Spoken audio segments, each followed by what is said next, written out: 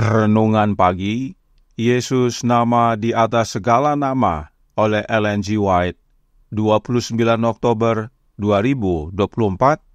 Mari kita berdoa.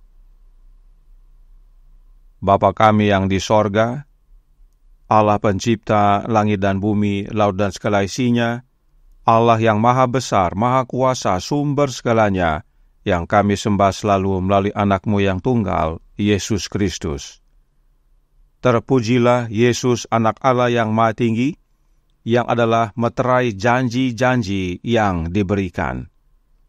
Pada pagi hari ini kami bersyukur boleh bangun dan berbakti, dan sebagaimana membaca dan mendengarkan nasihat firman-Mu, kiranya ini menjadi pembaharuan bagi kami semua, agar mengambil waktu untuk merenungkan akan penderitaan Kristus, supaya kami dapat lebih menghargai akan kasih-Mu, ya Bapa, dan teristimewa lebih membenci dosa-dosa. Beserta kami sepanjang perbaktian ini, kehendak-Mu yang jadi. Ampun kami akan dosa dan salah, karena kami berdoa hanya dalam nama anak Allah yang tunggal, Yesus Kristus, yang adalah Tuhan dan Juru Selamat kami. Amin. Renungan hari ini akan dibacakan oleh Saudara Ferdinand Wentuk.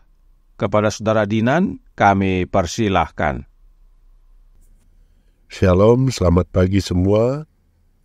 Renungan pagi kita pada pagi hari ini, Selasa 29 Oktober 2024. Dikutip dari buku Ellen G. White, Yesus nama di atas segala nama, dengan judul Materai Janji-Janji yang Diberikan. Ayat tema kita diambil dari Matius 26 ayat 38. Hatiku sangat sedih, seperti mau mati rasanya. Tinggallah di sini dan berjaga-jagalah dengan aku. Ketika Yesus merasa kesatuannya dengan Bapa terputus, ia takut bahwa dalam kodrat manusianya, ia tidak akan mampu menanggung pertentangan yang akan datang dengan kuasa kegelapan. Di padang gurun pencobaan, nasib umat manusia dipertaruhkan. Kristus saat itu adalah sang penakluk. Sekarang, si penggoda telah datang untuk pergumulan terakhir yang menakutkan. Untuk ini, ia telah mempersiapkan diri selama 3 tahun pelayanan Kristus. Segala sesuatu dipertaruhkan baginya. Jika ia gagal di sini, harapannya untuk menguasai dunia akan hilang. Kerajaan-kerajaan dunia akhirnya akan menjadi milik Kristus. Ia sendiri akan digulingkan dan diusir. Namun jika Kristus dapat dikalahkan, bumi akan menjadi kerajaan setan, dan umat manusia akan selamanya berada dalam kekuasaannya. Dengan masalah pertentangan di hadapannya, jiwa Kristus dipenuhi dengan ketakutan akan perpisahan dari Allah. Setan mengatakan kepadanya bahwa jika ia menjadi penjamin bagi dunia yang berdosa, perpisahan itu akan berlangsung selamanya. Ia akan disamakan dengan kerajaan setan dan tidak akan pernah menjadi satu dengan Allah lagi. Dan apa yang akan diperoleh dari pengorbanan ini, betapa tidak ada harapan bagi manusia yang bersalah dan tidak tahu berterima kasih. Setan dengan cara yang paling keras menekan situasi itu kepada sang penebus. Orang-orang yang mengaku lebih unggul dari yang lain dalam hal keuntungan jasmani dan rohani telah menolakmu. Mereka berusaha menghancurkanmu. Fondasi, pusat dan materai janji-janji yang diberikan kepada mereka sebagai umat yang istimewa. salah seorang muridmu sendiri yang telah mendengarkan pengajaranmu dan telah menjadi yang terdepan dalam kegiatan jemaat akan mengkhianatimu. Salah seorang pengikutmu yang paling bersemangat akan menyangkalmu. Semua orang akan meninggalkanmu. Seluruh keberadaan Kristus membenci pikiran itu, bahwa mereka yang telah Ia janjikan untuk diselamatkan, mereka yang sangat Ia kasihi, harus bersatu dalam rencana-rencana setan. Hal ini menusuk jiwanya. Konflik itu mengerikan. Ukurannya adalah kesalahan bangsanya, kesalahan para penuduh, dan pengkhianatnya. Kesalahan dunia yang berada dalam kejahatan. Dosa-dosa manusia sangat membebani Kristus, dan rasa murka Allah terhadap dosa menghancurkan hidupnya. Lihatlah dia merenungkan harga yang harus dibayar untuk jiwa manusia. Dalam penderitaannya, dia berpegangan pada tanah yang dingin, seolah-olah untuk mencegah dirinya agar tidak semakin jauh dari Allah. The Desire of Ages, halaman 686 dan 687. Demikian renungan pagi kita pada hari ini. Terima kasih, saya bawa dalam nama Tuhan kita Yesus Kristus. Amin. Terima kasih atas penata layanan Saudara Dinan. Tuhan Yesus memberkati. Selamat pagi saudaraku dalam Tuhan. Konteks renungan pagi hari ini adalah pergumulan Yesus di Taman Getsemani. Roh Nubuat berkata dalam The Desire of Ages, halaman 686 paragraf 3 yang berbunyi, Ia menjauh sedikit dari mereka, tidak terlalu jauh sehingga mereka dapat melihat dan mendengarnya, dan jatuh terkapar di tanah. Ia merasa bahwa karena dosa, ia dipisahkan dari Bapanya. Jurang pemisah itu begitu lebar, begitu hitam, begitu dalam, sehingga jiwanya gemetar karenanya. Penderitaan ini tidak boleh ia hindari dengan kuasa ilahinya. Yesus gemetar jiwanya karena akan dipisahkan dari Bapanya. Oleh sebab itu, Matius mencatat dalam Matius 26 ayat 39 yang berbunyi, Maka ia maju sedikit, lalu sujud dan berdoa, katanya, Ya Bapa-Ku, jikalau sekiranya mungkin, biarlah cawan ini lalu daripadaku, tapi janganlah seperti yang ku kehendaki, melainkan seperti yang Engkau kehendaki. Apakah Yesus hanya satu kali mendoakannya? Oh tidak. Matius 26 ayat 42 berkata, Lalu ia pergi untuk kedua kalinya dan berdoa, katanya, Ya Bapa-Ku, jikalau cawan ini tidak mungkin lalu, kecuali apabila aku meminumnya, jadilah kehendak-Mu. Hanya 2 kali berdoa? Oh tidak.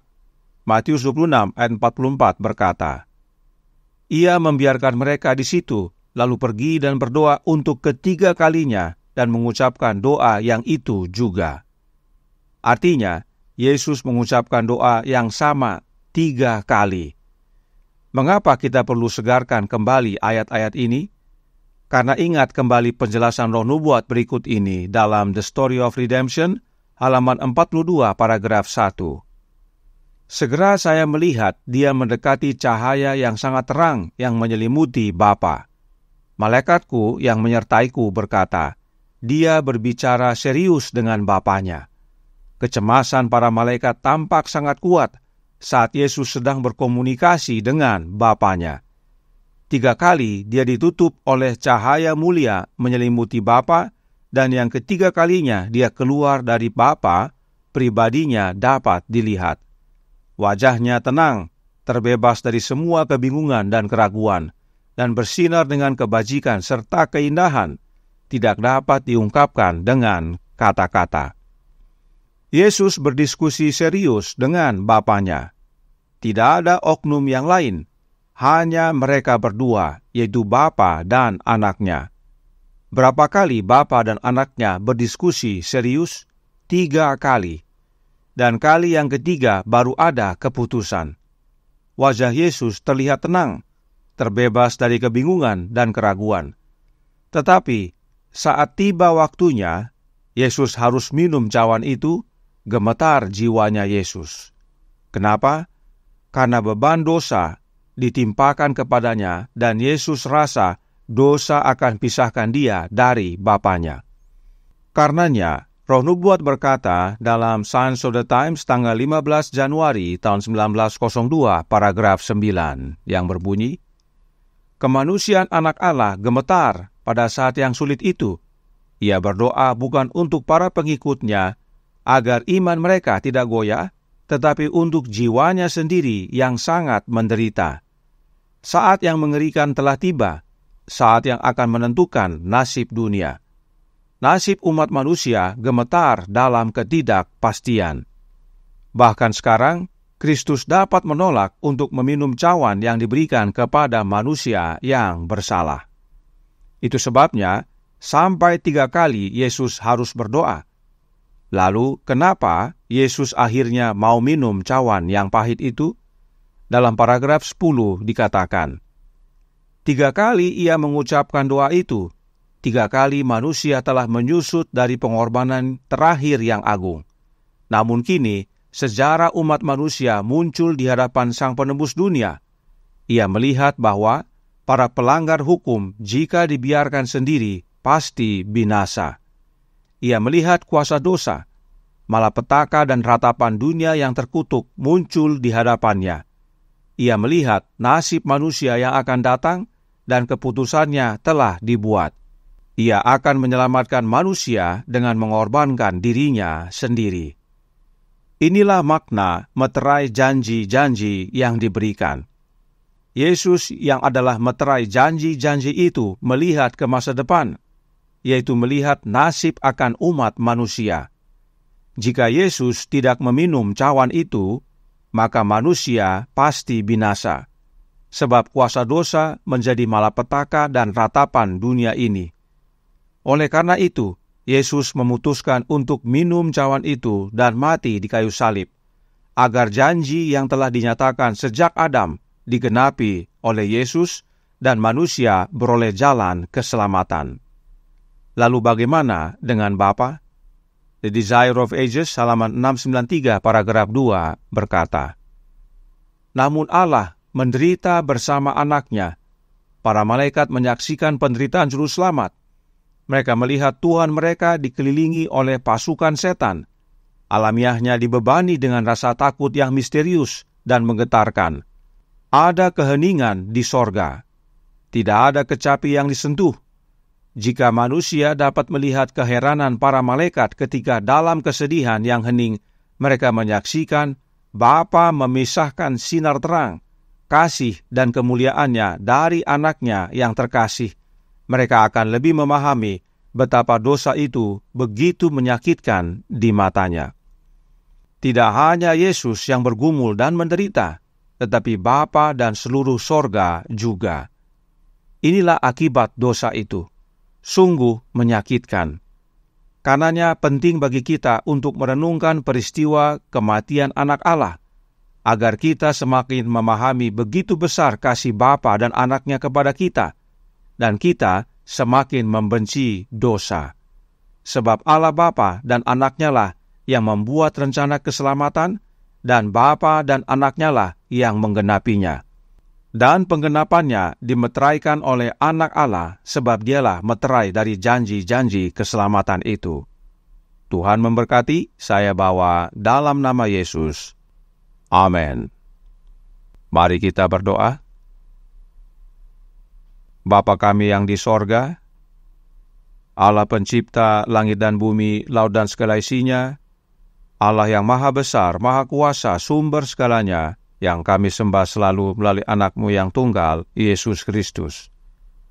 Terima kasih atas pekabaran yang penting bagi kami, yaitu agar kami mengambil waktu untuk merenungkan akan penderitaan Kristus di Taman Getsemani dan di kayu salib.